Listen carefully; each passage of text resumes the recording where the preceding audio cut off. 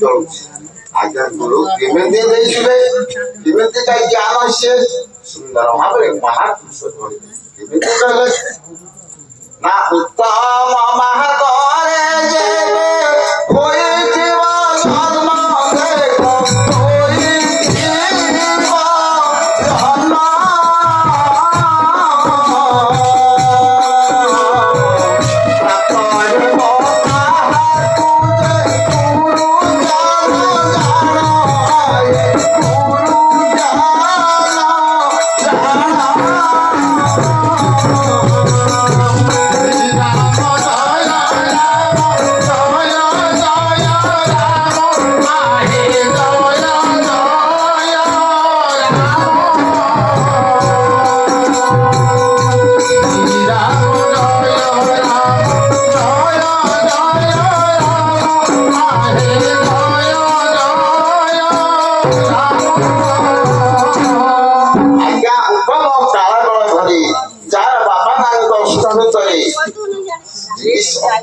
सुंदर महांद्र बेलारे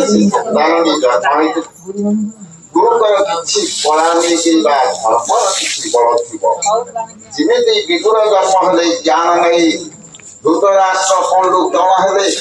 से जन्म ठारू जन्म हेले से ज्ञानीवंत पुरुष थाए जने हला अंतर जने हला रूप विदुर किंतु जिमेति बेलारे गोटे जन्म हेले अत्यंत पवित्र गुरुंकर सेवा देवता सेवा समस्त माता पिता सेवा स्वीकृत बल उत्तम भक्त हो तेणु आम तो सेमती भक्त नहेले किसी भक्ति भाव आम कर जन्म होइचे गुरुंकर सेवा कर आज्ञा गुरु होते प्रथम गुरु माता पिता से माता पिता जदि आम सेवा करुचे सी है उत्तम सन्तान कहीं सन्तान तीन प्रकार जड़े है उत्तम जड़े है मध्यम जड़े है अधम आज्ञा उत्तम पुत्र क्या कहवा जी कि बापा माँ मन कथा जानी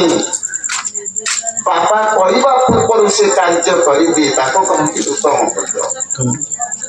मध्यम पुत्र बापा आदेश जी पालन करे मध्यम पुत्र बापा कहला जी से कार्य करे कहते अधम पुत्र आम तो उत्तम हो पारे कि मध्यम हो पारे समस्ते अधम हो तेणु सुंदर भाव से कहले कहीं आमर पुत्र जन्म निरर्थक कहीं गोटे गोटे गाँव आज्ञा कौन कर आसु न आसु पढ़ गीता रुचु न रुचु खाओ भागवत पुराण बोला होची हरिवंश बोला होची भागवत थंगी बोले कि बोला होची कहीं किसी ज्ञान अर्जन करबा केतो कोन होची पढ़ी पढ़ी पढ़ी के दिन क्या थोर पढ़ा होची बहुत फिर जाउची तार भाग हम किसी बुझिना तुम जो केते आज्ञा पहुंच रामायण पढ़ा है रामायण शिखिल कौन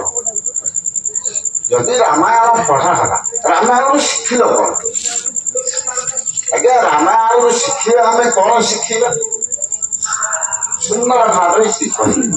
शिखिला जिनस कौन अच्छी ना गोटे है कौन घर भर समन्वय गोटे भाई बापा सत्य मानिक चलीगला जंगल पक्षर आउ गोटे भाई सेवा करने पड़ेगा आम कौन कर गोटे भाई जदि घर भितर अच्छी आम कौन कर से भाई जब 5 पैसा रखिक रोजगारिया है गोड़ धरिया शिखुच किंतु से भाई कौन कर घर भाग हो जाते अनिश्चित तापर कौन शिखे रामायण पढ़े रामायण पढ़े पाइक रामचंद्र वन को कहले पिता वाक्य जदि आम मानवा सी हूँ गुरु हूँ सबुठ श्रेष्ठ संसार भितर गुरु हूँ सबुठ जदि बापा माँ आदेश जदि आम मानिक चली कौन असुविधा हम ना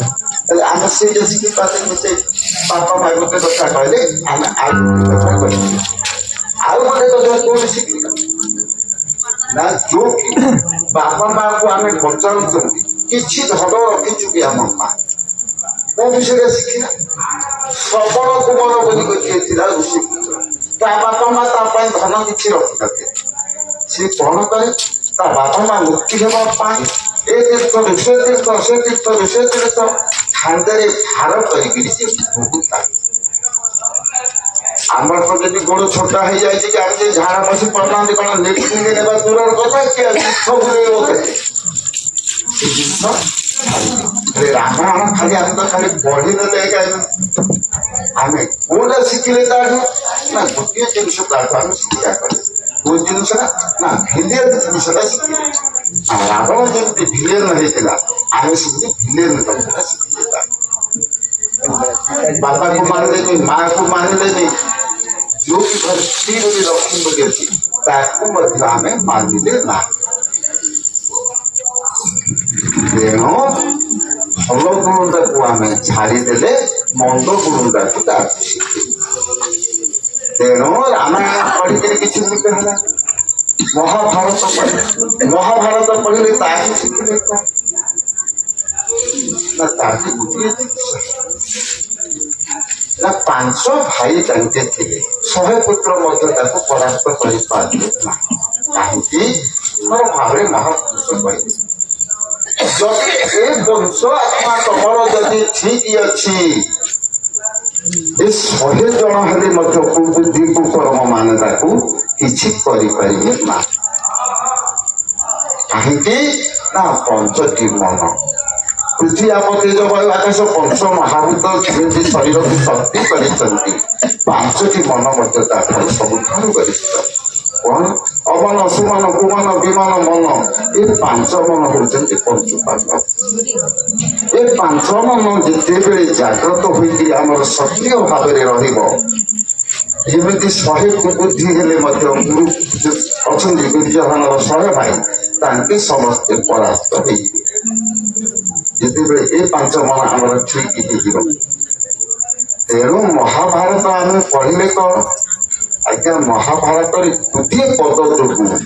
ଏତେ ବଡ ଅନର୍ଥ ହୋଇଗଲା କଣ ଗୋଟିଏ ପଦ ସେ କହିଲେ ବଚନରୁ ଯେବେ ହୁଏ ଅଧିକ ତହିଁରୁ ଜାତ ହୁଏ କାହିଁ ଶିକାଶ୍ୟ ସେ କଣ କହିଲେ ନା ଅନ୍ଧର ପୁତ୍ର ଅନ୍ଧ କିଏ କହିଲେ ନା ଦ୍ରୌପଦୀ କହିଲେ ଦୁର୍ଯ୍ୟୋଧନଙ୍କୁ ଯେତେବେଳେ ତାଙ୍କେ ସେ କଣ କରିଥିଲା ନା ମୟଦାନବ ରଚିତ କୃଷ୍ଣଙ୍କ ଦ୍ୱାରା ଗୋଟିଏ ମାୟାର ଗୋଟିଏ ଘର ତିଆରି ହେଇଥିଲା ସେଠି କଣ ହଉଥିଲା ନା ପାଣି ରହିଲା ପରି ହଣ୍ଡା ଖେଳିଲା ପରି ଲହଡି ମାରିଲା ପରି ସେଠି ଦେଖାଯାଉଛି ଦୁର୍ଯ୍ୟୋଧନ ସେଠି କଣ କଲା ପାଣି ଭାଜିକିରି ଚିନ୍ତିକିରି ପଡି ସେତେବେଳେ ସେ କହିଲେ ଅନ୍ଧର ପୁତ୍ର ଅନ୍ଧ ସିଏ ସିନା ତାକୁ ସିନା କିରଣ ହବ କଣ ବୋଲି ଅନ୍ଧ କହିଥିଲେ କଣ ପଶୁକୁ ମଧ୍ୟ କହିଲା ଅନ୍ଧ ତେଣୁକରି ସେ ପଞ୍ଚମ ଯୋଗୁ କେତେ ଅନିଷ୍ଟ ହେଇଗଲା ଦେଖ 15 ବର୍ଷ କିନ୍ତୁ ଗୁରୁ ଗୁଣାନନ୍ଦ ଗୋସ୍ୱାମୀ କହିଲେ ଆରେ ଏସବୁ ପୁରାଣ ବୃଥା କଣ କରି ସେ କହିଲେ ନା ସତ୍ୟ ଯୁଗରେ ଦେଖ ଗୋଟିଏ ଜିନିଷ ଆମେ ଯଦି ସଚେତନ ହେବା ନାହିଁ ଯଦି ପରିବେଶକୁ ସଜାଡ଼ିବା ନାହିଁ ପ୍ରତ୍ୟେକ ଘରକୁ ଯଦି ସଜାଡ଼ିବା ନାହିଁ ତାହା ସେ ଅସନା ହେଇଯିବ ବୋଲିକି ଏମିତି ଅସନା ନା ସତ୍ୟ ଯୁଗରେ ଗୋଟିଏ ଜଣ ଗୋଟିଏ ସ୍ତ୍ରୀ 30ଟି ମୁକୁଳା କରିଲା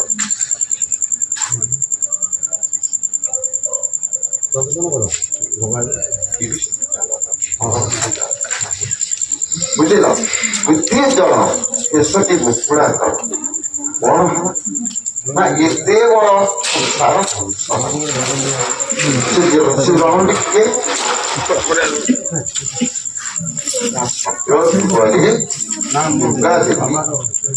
ଯେତେବେଳେ ଦିବସନ ହେବା ପାଇଁ ବୋଲି ସେ କହିଲେ ନା ଯେତେବେଳେ ଗୋଟିଏ ନାରୀ 3ଟା କଥା ତାର ଅସଜଡ଼ା ରଖିଦିଏ ଯେତେବେଳେ ନଷ୍ଟ ହୋଇଯାଏ କଣ ସେ କହିଲେ 3ଟା ଜିନିଷ ନା କେଶ କୁଞ୍ଚ କର୍ଟି ଏ 3ଟା ଜିନିଷ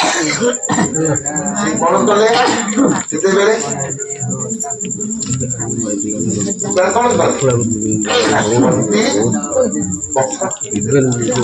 ଏତେ ବଡ ବୀର ଅସ୍ତ୍ର ମନ ଦିଗ ରଖିଥିଲା ଏତେ ବଡ ମହିଷାସୁର ଅସ୍ତ୍ର ସେନାପତି ରଖିଥିଲା ଅତି ସୂକ୍ଷ୍ମ ଭାବରେ ବଲେଇଲେ ନା ଶୁମ୍ଭ ଅଭିଶୁମ୍ଭ ସବୁ ଦୈତ୍ୟମାନଙ୍କୁ ସିଏ ମାରିଦେଲେ ସତ୍ୟଯୁଗ ତାପରେ ଆସିଲା ତ୍ରେତୟା ଯୁଗ ତ୍ରେତୟା ଯୁଗରେ କଣ ହେଲା ନା ଗୋଟିଏ ନାରୀ ଗୋଟିଏ କେଶ ମୁକୁଳା କର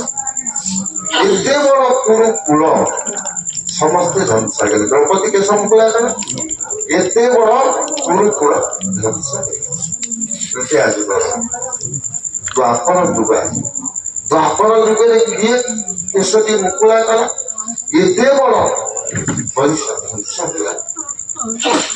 ସତ୍ୟ ଯୁଗରେ ସିଏ ତ୍ରେତୟା ଯୁଗରେ କିଏ ଦ୍ୱାପର ଯୁଗରେ କିଏ ତ୍ରେତୟା ଯୁଗରେ ଜଣେ ଦ୍ୱାପର ଯୁଗରେ କିଏ ଦ୍ରୌପଦୀ କେଶ ମୁକୁଳା କଲା ତ୍ରେତୟା ଯୁଗରେ କିଏ କେଶ ମୁକୁଳା କରେ ଯିଏକି ବେଦବତୀ ରାବଣ କେଶ ଗୁଡିକ ଧରି ପକେଇଥିଲା ସେ କେଶ ମୁକୁଳା ହେଲା ତା ଦ୍ୱାରା ସବଂଶ ରାବଣର ଧ୍ୱଂସ କଳି ଯୁଗରେ କଣ ହେଲା ଆଜ୍ଞା ପ୍ରତ୍ୟେକ ଘରେ କେଶ ମୁକୁଳା କେହି ମଧ୍ୟ ତେଲ ଲଗେଇବେନି କି ମୁଣ୍ଡ ବାନ୍ଧିବେ ଗୁରୁ କହିଲେ ତା ସେ ପ୍ରତ୍ୟେକ ଘର ତା ଘରେ ଶାନ୍ତି ବୋଲିବା ଜିନିଷ ରହିବ ନାହିଁ କାହିଁକି ନା ଶାନ୍ତିର ପ୍ରତୀକ ଯିଏ ତୁମେ ସୁନ୍ଦର ଭାବେ ଶାନ୍ତିର ପ୍ରତୀକ କି ନା ଫଳ ଶାନ୍ତିର ହଉଛି ପ୍ରତୀକ ଫଳ ତେଣୁ କରି ସ୍ୱାମୀ ସ୍ତ୍ରୀର ଦାମ୍ପତ୍ୟ ଜୀବନ ମଧ୍ୟରେ ଯେତେବେଳେ ଗୋଟିଏ ପୁଅ ସହିତ ଗୋଟିଏ ଝିଅକୁ ଆମେ ବିବାହ ଦଉଛନ୍ତି ଗୁରୁ କହିଲେ ସେତେବେଳେ ହଳଦିଆ ବସ୍ତ୍ର ଗୋଟିଏ ତାକୁ ପରିଧାନ କରା ପ୍ରତ୍ୟେକ ଘର ଦେଖ ଗରିବଟି ହେଲେ ମଧ୍ୟ ସିଏ ଗୋଟେ ହଳଦିଆ ଲୁଗାଟି କରିଥିବ ହଳଦୀ ହେଲା ଶୁଭର ପ୍ରତୀକ ଯେତେ ନଷ୍ଟ ଗ୍ରହ ହଉ ଦୁଷ୍ଟ ଗ୍ରହ ହଉ ଜଣେ ଯଦି ସପ୍ତାହ ଭିତରେ ଗୋଟିଏ ସ୍ତ୍ରୀ ହଳଦୀ ଲଗାଏ ତାର ସବୁ ଗ୍ରହ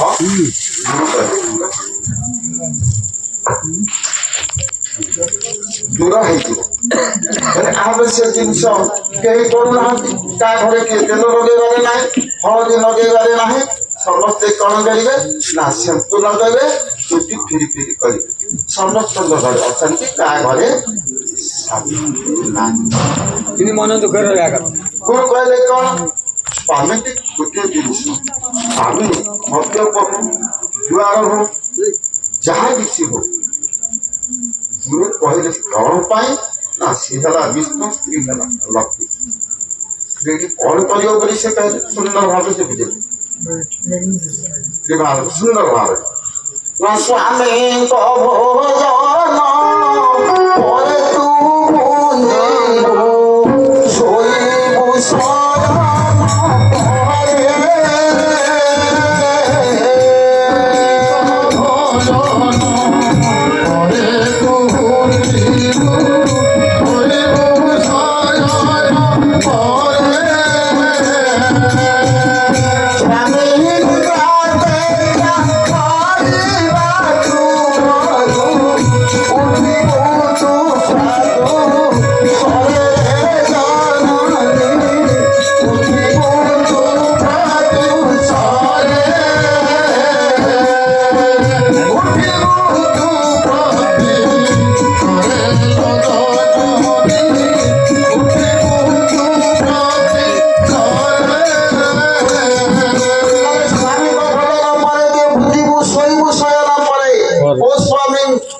ସୁନ୍ଦର ଭାବରେ ସେ କହିଲେ ସ୍ୱାମୀ କିଏ ଆଜ୍ଞା ସମସ୍ତେ ସ୍ତ୍ରୀ କେତେ ଜଣ ଏଠି ବସିଛନ୍ତି କିଏ ଜଣ ସ୍ୱାମୀ ବୋଲି ଯଦି କହିଦବ ଛାତିରେ ହାତ ରଖିକିରି ତାହାର ତା ପାଦ ତଳକୁ କରିକି ଯେତେ ବସିଛନ୍ତି କିଏ ଜଣ କହିପାରିବ ସ୍ୱାମୀ ବୋଲି ସମସ୍ତେ ସ୍ତ୍ରୀ ସ୍ୱାମୀ କିଏ ନା ଜଗନ୍ନାଥ ସ୍ୱାମୀ ନୟନ ପଥଗାମୀ ଭାବ ତୁମେ ସେ ସ୍ୱାମୀ କି ଯଦି ଆମେ ଭୋଜନ ଦେଇକିରି ଯଦି ଖାଇଲା କୌଣସି ରୋଗ ବ୍ୟାଧି ହୋଇପାରିବ ନାହିଁ କେମିତି ଆମେ ସେଇଟା କରିପାରୁନାହିଁ ସ୍ୱାମୀଙ୍କ ଭୋଜନ ପରେ ତୁ ଦେଇକିରି ଆମେ କିଏ ଖାଉନାହାନ୍ତି ଆଗେ ଜାଣିଲେ ଆମେ ଖାଇବା ସ୍ୱାମୀ ମିତ୍ର ଯଜ୍ଞ କରିବା ପୂର୍ବରୁ ସ୍ୱାମୀ ହେଲେ କିଏ ଜଗନ୍ନାଥ ସ୍ୱାମୀ जो परम पुरुष पवन अच्छी खाइला घर जो चंद्र घर को पलि आसीजे से तो आम चापेरा पानी झाड़ा पानी जाऊँ पदा पानी स्वामी निद्रा तेजिया करने पूर्व उठू तो प्रकृष आम उठा से कर्म आम कहीं जानी ना कि करूना किंतु ताकू किए कही ना सुंदर भाव पंच सखा भर बलराम दास जे कि लक्ष्मी पुराण सुंदर भाव लक्ष्मी पुराण रचना कौन कहले एक गाई एक गाई रतु